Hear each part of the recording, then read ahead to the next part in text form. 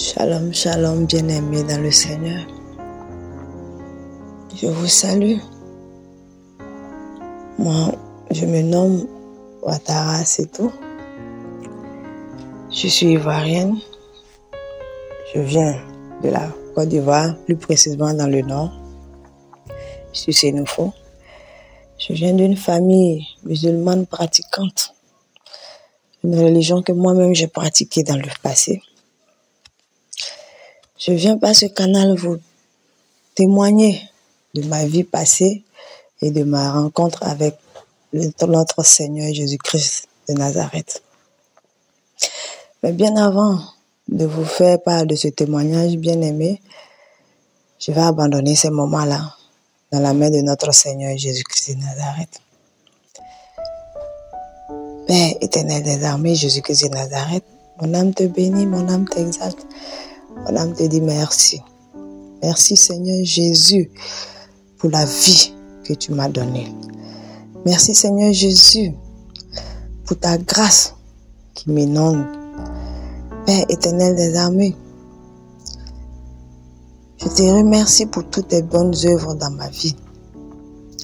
Saint-Esprit, je demande que tu viennes prendre le contrôle de ces moments-là. Je te les confie, ces moments de témoignage. Viens et prends place. Viens et guide-moi. Viens et permets-moi de dire tout ce qui s'est passé dans ma vie. Je te dis merci Seigneur Jésus-Christ de Nazareth. Merci pour ce temps de témoignage. Père, qu'à travers ce témoignage, d'autres âmes soient sauvées. Qu'à travers ce témoignage, d'autres âmes viennent à toi.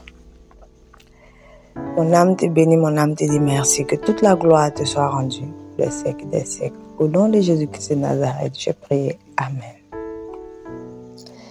Alors, chers bien-aimés dans le Seigneur, je suis quelqu'un de nature calme.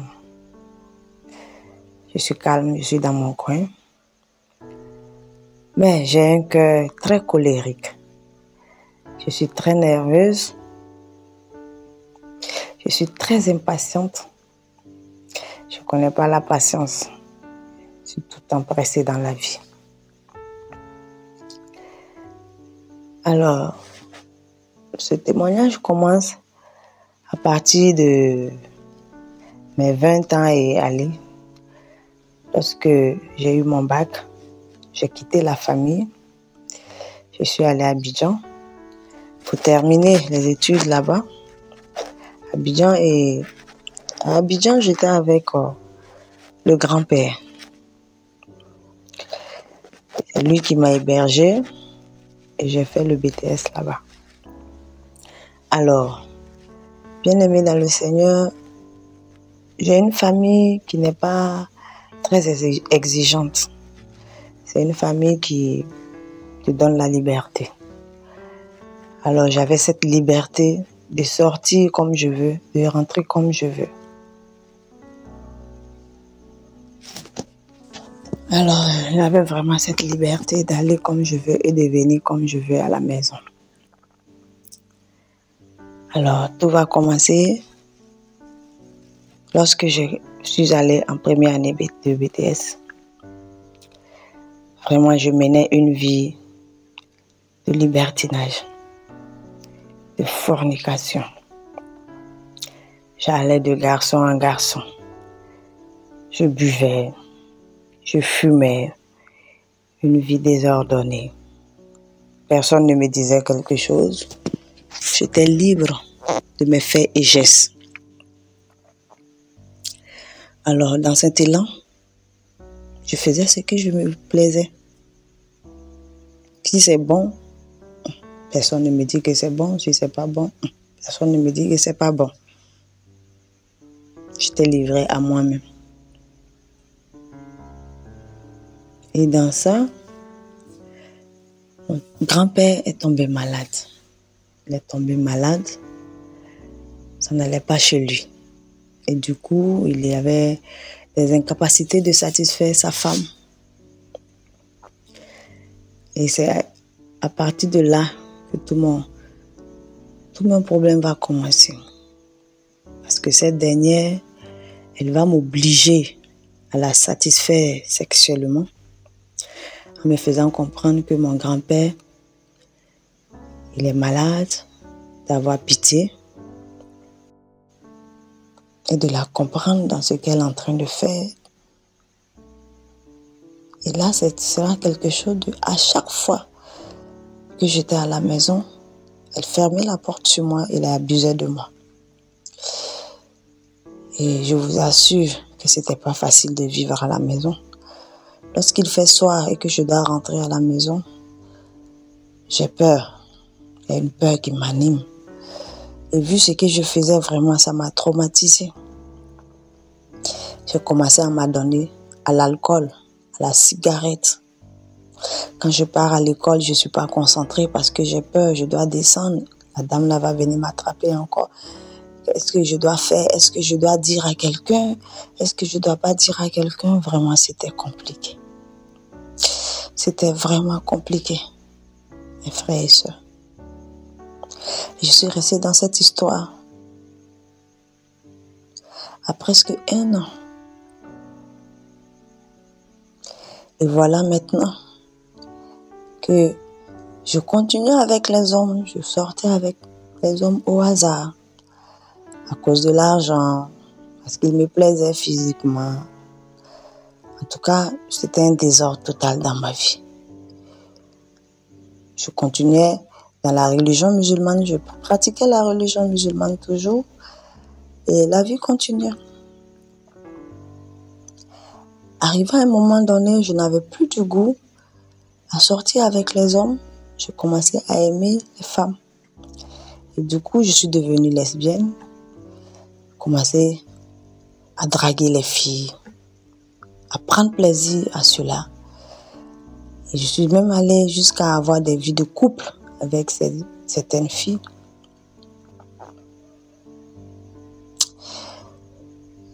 C'était vraiment du désordre. Un grand désordre dans ma vie. Après le BTS, Dieu m'a fait grâce. J'ai eu un travail. Et quand j'ai eu le travail, j'ai continué dans cet élan de chercher les filles en désordre. J'avais vraiment ce comportement de garçon manqué. Je m'habillais en homme. En tout cas, quand je donne dos, on a l'impression que c'est un garçon qui est devant. Je portais les habits de garçon, les chaussures de garçon, le maquillage, je n'aimais pas trop. Les mèches, c'était vraiment de passage que je les mettais. Le maquillage même, je le faisais juste pour essayer, voir ce que ça donne sur mon visage. Le faux cils, je l'ai fait une fois. J'ai mis matin, le soir, je suis venue enlever. J'ai trouvé que c'était pas bon, ça me chauffait les doigts.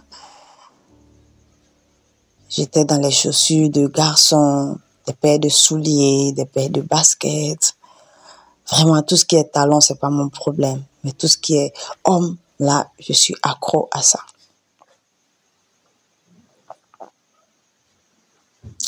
Et je continue comme ça dans cet élan jusqu'à ce que, dans le travail où j'étais, c'était une société de distribution de boissons. À cette société, nous avons la largesse de manipuler le produit comme nous voulions sur le marché. Et du coup, quand j'étais la zone qu'on m'avait affectée, je vendais les produits, mais j'augmentais même les prix. Si on me dit de vendre à 2000, moi je vends à 2500, je retire mes 500 et je vends. Et je verse les 2000 francs à la société. C'est comme ça que je vivais. Donc je volais la société comme ça. Souvent les chargements, je dépassais les chargements avec l'aide des différents chargeurs. Ils ajoutaient la quantité donnée, ça dépassait. Je ne déclarais pas. Je vends et on se partage. Je volais cette société. Je volais cette société comme ça, en augmentant les prix ou souvent en augmentant le chargement avec l'aide des différents chargeurs. Et ça continue comme ça jusqu'à 5 ans. J'ai fait 5 ans dans cette société. Et pendant que je faisais cela, je mentais. Parce que je mentais.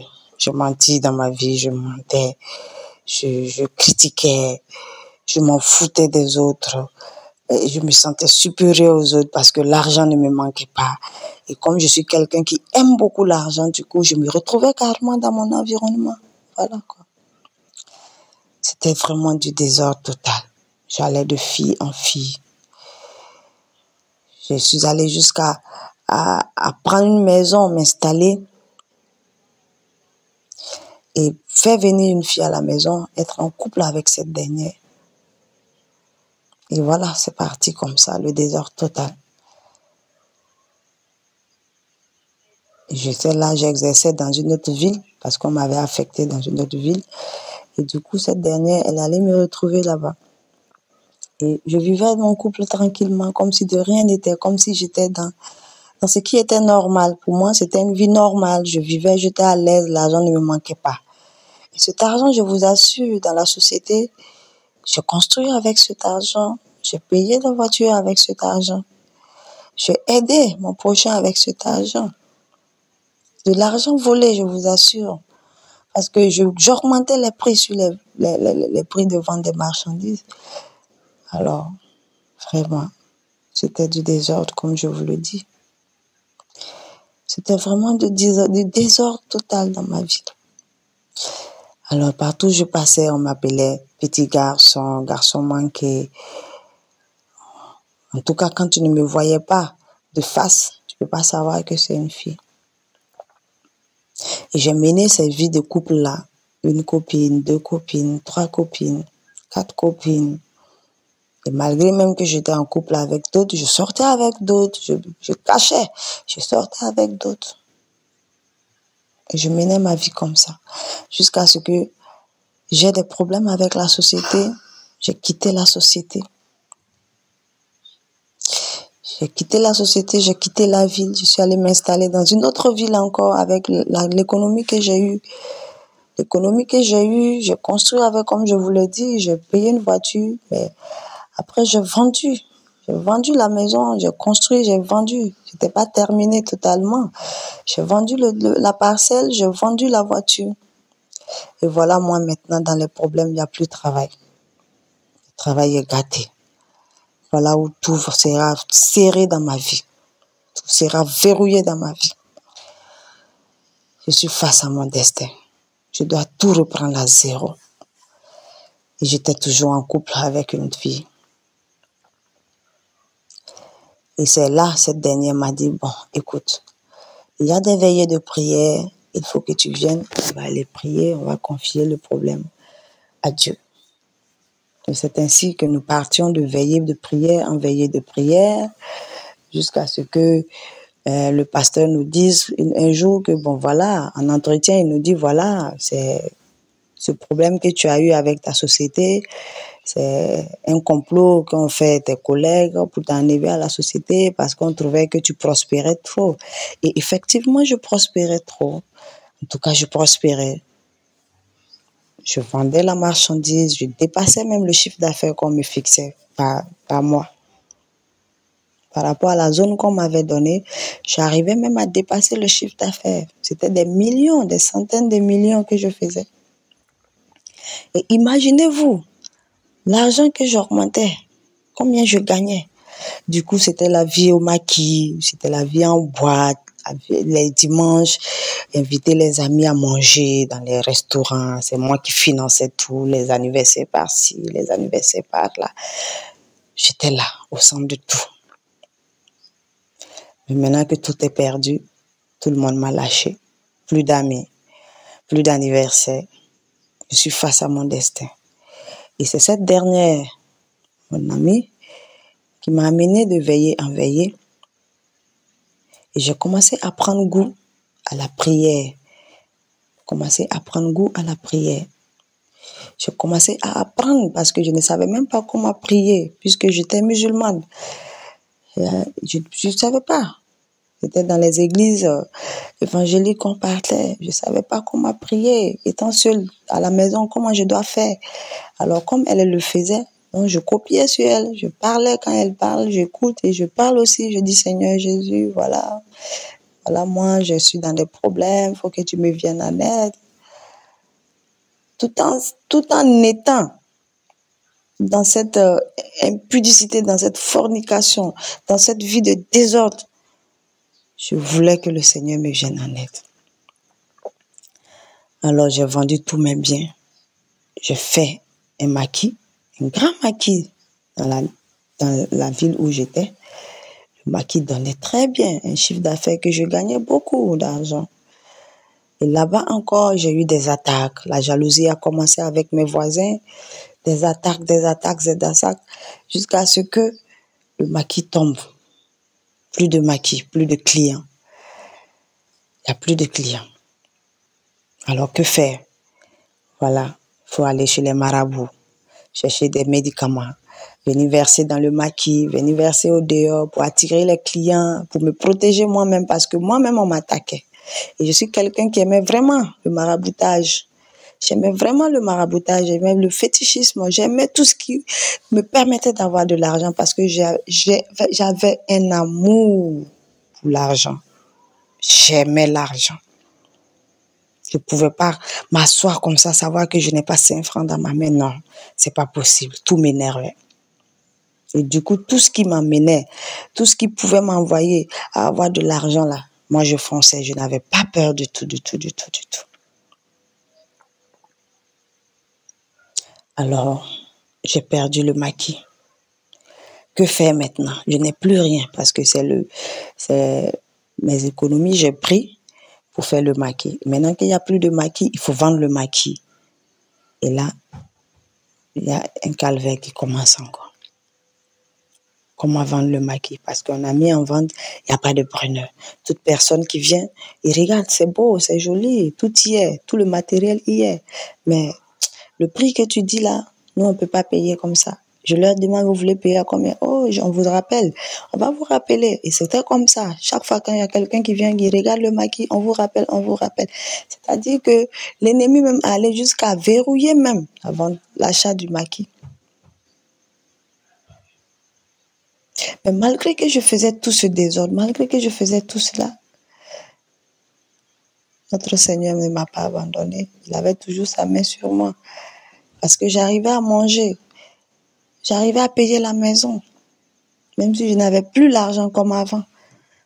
Jusqu'à ce qu'un jour, quelqu'un est venu payer le maquis. Un maquis de près de combien de millions que j'ai vendu à 1 million. Un maquis de près de 5 millions, 6 millions presque que j'ai vendu à 1 million. Et 1 million, on m'a versé en 2 temps.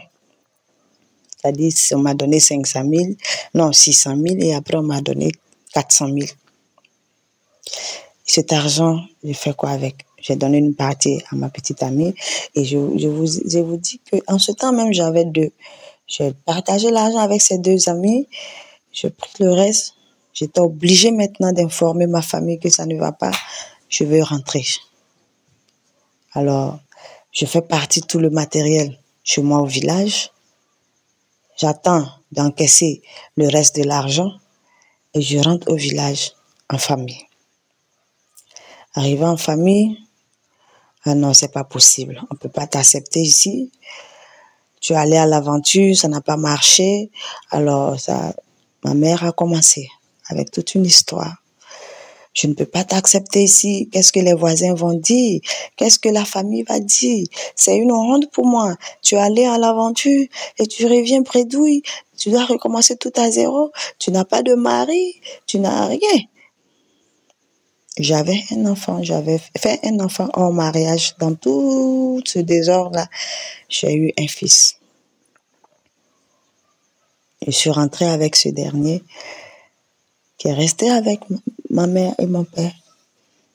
Et c'est là que ma mère m'a dit, bon, voilà, il faut que tu partes dans un pays voisin où il y a ma petite soeur qui est là-bas.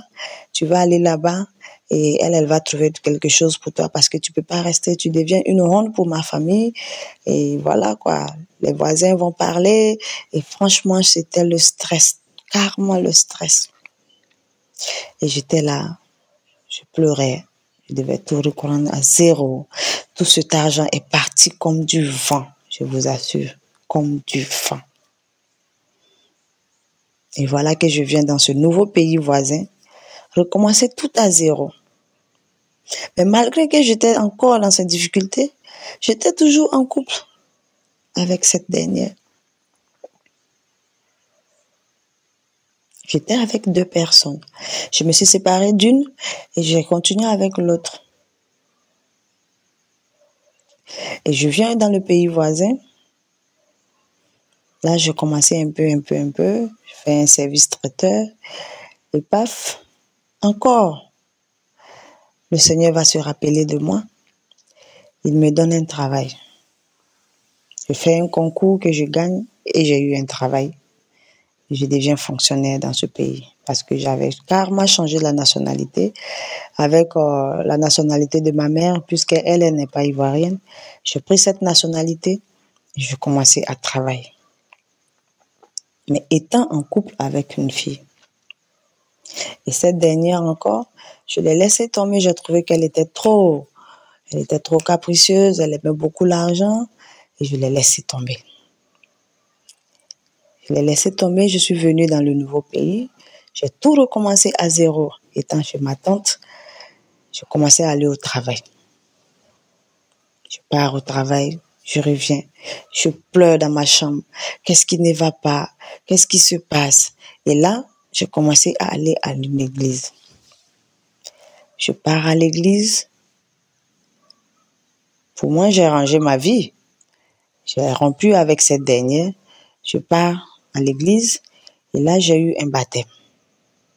On m'a baptisée, j'ai pleuré, ma vie est devenue à zéro, je dois tout recommencer, tout ce grand retard, vu mon âge avancé. J'étais là. Et malgré ça, je continuais toujours à porter ces habits de garçon, je continuais toujours dans ce comportement de fornication. Et je m'installe, je prends ma maison, je m'installe. Et voilà, paf. Je retombe encore dans les mêmes erreurs. Je commence à draguer les filles de gauche à droite parce que l'argent commence à rentrer. Et là, je tombe sur quelqu'un. Je m'attache à cette dernière et on a commencé à vivre ensemble. Je l'ai invitée à venir au pays me retrouver. Et elle vient me retrouver au pays. Et là, j'ai oublié encore l'église. Je ne partais plus à l'église. Plus de l'église les dimanches, plus des séances de lecture biblique, d'enseignement. C'est fini, j'ai tout abandonné. Et là, j'ai repris encore. Je suis à fond dedans. Alors, cette dernière, elle vient me rejoindre. On continue la vie de couple, comme si tout était normal. Et voilà que c'est quelqu'un qui était beaucoup maladive.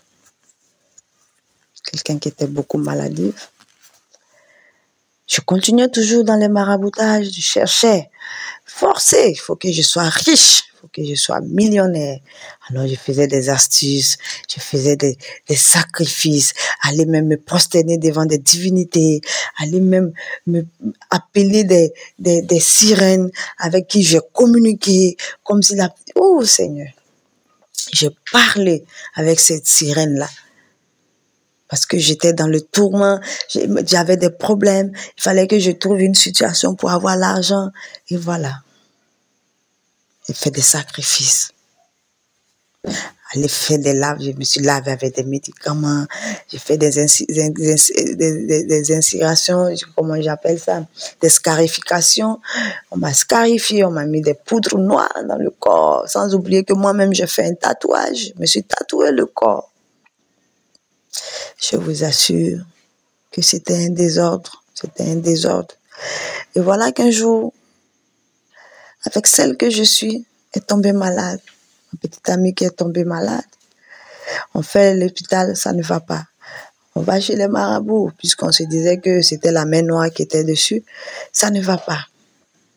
Une nuit, elle agonisait dans ma main. Qu'est-ce que je dois faire? Je suis perdue, seule avec elle dans la maison. Alors, quelque chose me dit comme ça. Commence à prier.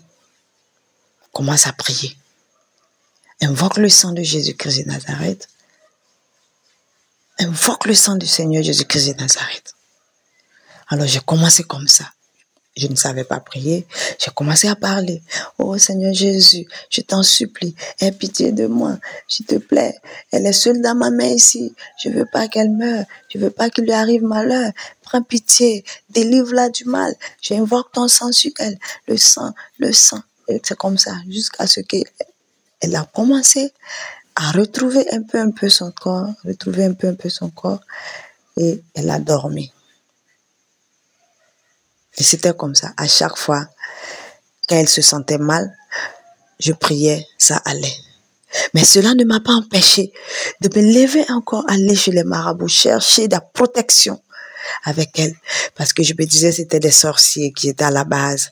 Il fallait qu'on se protège. Et comme ce pays-là aussi où nous sommes, c'est un pays vraiment où il y a beaucoup de marabouts. Les gens parlent de ce pays-là.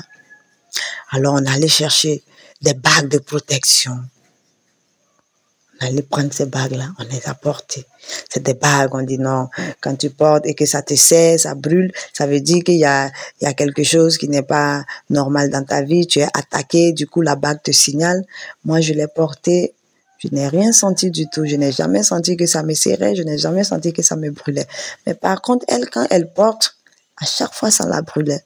Et quand ça la brûlait, on commençait à prier, parce qu'on se disait que l'ennemi était à la porte. On priait. Oh Seigneur Jésus, prends pitié. Comment nous pouvons porter ces choses-là et appeler notre Seigneur Jésus-Christ de Nazareth pour qu'il nous vienne en aide. On n'a pas eu confiance en lui. On s'est levé, aller dans ces maisons de marabouts, aller tisser ses alliances avec ces divinités. Et quand ça ne va pas, on retourne encore derrière notre Seigneur Jésus-Christ de Nazareth. On implore son pardon et on est toujours attaché à ces choses-là. Ces bagues-là sont toujours avec nous. On est resté dans ça. Elle est retombée malade. Ça n'allait pas. Alors, à chaque fois qu'on priait, on a décidé qu'on va enlever la bague et puis prier. Et c'est ce qu'on faisait. Et voilà qu'un jour, je viens du travail. Elle me dit, ah, j'ai écouté un témoignage. Il faut que je partage ça avec toi. Et elle m'a fait écouter le témoignage. Et c'était le témoignage d'un ex-sataniste que Jésus, notre Seigneur Jésus-Christ de Nazareth, l'a rappelé. Il était même mort et qu'il est revenu à la vie. Le Seigneur l'a fait visiter l'enfer et le paradis et il a témoigné. Et quand on a écouté le témoignage de ce dernier, voilà où tout va chambouler dans notre vie. Voilà où on va comprendre que dans le monde où nous sommes, c'est un monde de faux. Voilà où on va comprendre que tout ce que nous avons fait, on était vraiment dans le faux. On était perdus, on était dans la perdition, on était vraiment dans l'impudicité. On a transgressé les lois de notre Seigneur Jésus-Christ de Nazareth. Et on s'est accroché à ce dernier, écouter ses témoignages. On a commencé à aller sur YouTube, commencé à chercher d'autres témoignages, et on est tombé sur le témoignage de la bien-aimée sœur Sophie Camara. Il y a d'autres aussi servantes de Dieu que nous avons trouvées. On a écouté leurs témoignages. Mais quand on a vu que Sophie Camara, elle venait même de la Côte d'Ivoire, c'était notre sœur ivoirienne, on s'est beaucoup attaché à elle. Et son témoignage nous a vraiment touché le cœur. On s'est assis et on s'est dit à partir d'aujourd'hui, on va arrêter tout ce qu'on est dedans là. On va plus pratiquer l'homosexualité. On va se voir en tant que grande sœur, petite sœur, en tant que des sœurs. On va se dépouiller de l'intérieur comme de l'extérieur et on va chercher à faire notre délivrance. Bien-aimés dans le Seigneur, voilà comment est-ce que j'ai rencontré notre Seigneur Jésus-Christ de Nazareth et je lui rends toute la gloire. Parce qu'il s'est souvenu de nous. On a tout abandonné. Vous imaginez, toute ma garde-robe, ces pantalons, chemises, toutes mes chaussures, c'est des paires de baskets, des paires de souliers, des chaussures montantes. Franchement, tout est homme, habillement d'homme. Et elle, c'est des habits sexy qu'elle portait. Franchement, on a tout laissé tomber. On n'avait que 2 ou 3 morceaux de pain qu'on attachait. avec des tricots. On attachait maintenant les foulards. Oui, parce que moi-même, je ne savais pas attacher le foulard. Je trouvais même que attacher le foulard, ça me donnait mal à la tête. Alors, on a abandonné tout, tout et tout. On n'est plus retourné chez le marabout. On a enlevé ses barres, on a déposé. Et chaque soir maintenant, on priait. On a commencé un peu, chaque soir. On a instauré ça dans notre vie. Chaque jour, on prie, chaque jour, on prie, chaque jour, on prie. Avant de dormir, on priait. Et cela a, côté santé, ça l'a fortifié. La prière a fait que elle ne sentait plus cette douleur. Et alors, on est resté accroché à la prière. On regarde les différents témoignages des différents serviteurs de Dieu, des différents servants de Dieu, et on s'assoit, on pleure, on se demande pardon, on pleure, on se morfond, on pleure parce qu'on s'est rendu compte que vraiment, on a fait couler encore le sang de notre Seigneur Jésus-Christ de Nazareth. On s'est rendu compte que vraiment, on était dans le faux. On s'est rendu compte que vraiment, on lui a fait du mal. Il n'y a pas de péché sur cette terre que nous n'avons pas fait. Parce que nous sommes allés jusqu'à avorter. Nous sommes allés jusqu'à avorter. Nous sommes allés jusqu'à avorter. J'ai avorté. Elle a avorté dans le temps. On a visité des maisons ésotériques qui nous ont donné des parfums, des savons, j'ai fait des bains, tout cela pour avoir la richesse, pour avoir la protection. On a fait des bains, on s'est lavé, on a fait des astuces, on s'était même connecté à des groupes sur WhatsApp, sur Facebook, des groupes qui donnaient des astuces. De nature, de quoi. S'il faut te laver avec telle plante, tel jour, il faut observer la lune, si c'est la nouvelle lune ou c'est la pleine lune. Vraiment, on était vraiment accro. Et lorsqu'on a commencé à écouter la servante, Sophie Camara, Cathy Kenan des États-Unis, on a compris que vraiment, il est temps qu'on se donne à Jésus-Christ de Nazareth, notre Seigneur. C'est lui seul qui peut nous sauver. Et comme il est un Dieu de miséricorde, il est un Dieu de pardon, on lui demande pardon chaque jour que Dieu fait. On est dans la repentance. Nous sommes dans la repentance. On demande, on cherche les hommes de Dieu. Mais à travers l'aide de la sœur Sophie Camara, qui a mis des gens sur notre voie, qui veille sur nous, qui nous guide, qui nous dit ce qu'on doit faire. Nous sommes là-dessus. Et je prie vraiment le Seigneur qu'il puisse vraiment effacer tous ces péchés-là dans notre vie et qu'il daigne nous accepter dans son royaume. Parce qu'on a vraiment fait du mal. On lui a fait du mal, on a fait couler son sang encore sur la croix. On a transgressé ses lois. Il n'y a pas ce péché-là qu'on n'a pas fait sur cette terre. Oh Seigneur Jésus, pardonne-nous, Éternel des armées. Mon âme te demande pardon. Et c'est ainsi que nous avons décidé de faire ce témoignage pour parler aussi à d'autres sœurs qui sont dans ce même problème que nous, dans l'homosexualité, à d'autres sœurs aussi qui sont dans l'impudicité, qui sont encore dans la fornication, qui sont encore là, qui n'ont pas encore trouvé la voie de notre Seigneur Jésus-Christ de Nazareth. À travers ce témoignage, nous prions que vraiment ces âmes-là soient touchées, que ces gens-là soient touchés et qu'ils leur donnent leur vie à Jésus-Christ de Nazareth. Parce que c'est le seul Dieu vrai, c'est le seul Dieu vivant. Actuellement, quand on prie, on sait qu'il est là.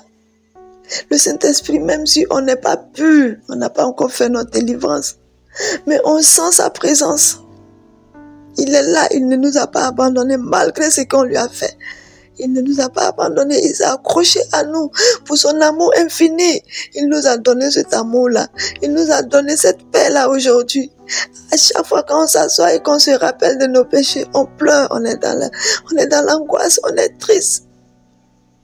Parce que les temps sont finis. Chaque témoignage que nous écoutons, on nous dit les temps sont finis. La trompette va bientôt sonner. Mais ça va sonner. À ce moment-là, est-ce que nous serons dans les conditions? Est-ce que nous sommes prêtes avec tout ce que nous avons fait? Est-ce que le Seigneur va nous accepter? Est-ce que nous serons enlevés? À chaque fois, on s'assoit et on pleure, on pleure, on pleure, on pleure, on pleure. Parce qu'on sait que ce qu'on a fait, c'est mal. Ça se fait pas. Mais l'ennemi nous a tout pris. Il nous a tout pris, il nous a tout pris, il nous a volé. Mais Jésus-Christ de Nazareth est le Tout-Puissant. Et nous avons confiance en lui. Nous avons remis notre vie dans sa main. Nous savons qu'il va nous remodeler, il va nous refaçonner. Et l'œuvre que lui-même, il a choisi pour nous de faire sur cette terre, nous allons le faire avant de monter dans le ciel. Alors, bien-aimés dans le Seigneur, je vous dis merci, je vous salue, je vous bénis au nom de notre Seigneur Jésus-Christ de Nazareth. Que toute la gloire lui soit donnée. Que tous les honneurs lui soient donnés. Que toujours son amour nous remplisse le cœur. Que sa grâce-là, qu'il continue de déverser encore à d'autres personnes qui ne le connaissent pas, qui sont encore dans l'ignorance.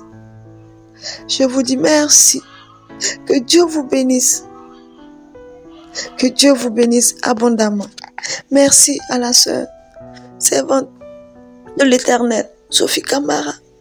Merci à tous ceux-là même, par leur témoignage, nous a fait changer. Nous leur disons merci. Aujourd'hui, je vis avec ma sœur. Nous sommes des sœurs maintenant. Et nous vivons dans la paix, même si nous n'avons plus rien encore. Parce que tout, on doit recommencer tout à zéro. Mais nous avons la foi que Jésus ne va pas nous laisser tomber. Nous avons la foi que notre Seigneur est avec nous, il nous soutient. Que toute la gloire lui soit rendue des siècles et des siècles. Au nom de Jésus. Amen. Je vous dis merci. Je vous dis merci et soyez bénis abondamment. Merci à toi, la sœur Sophie Camara, de nous avoir donné ce canal de pouvoir faire notre témoignage. Nous te disons merci. Que Jésus-Christ de Nazareth te bénisse abondamment. Qu'il continue de te fortifier. Qu'il continue de t'édifier encore, de te parler encore, afin de nous édifier, afin d'édifier d'autres âmes, afin de ramener d'autres âmes encore dans son pâturage. Vraiment, qu'il t'éloigne des ennemis. Que toute la gloire lui soit donnée dans le nom puissant de Jésus. Amen. Shalom, shalom, bien-aimés.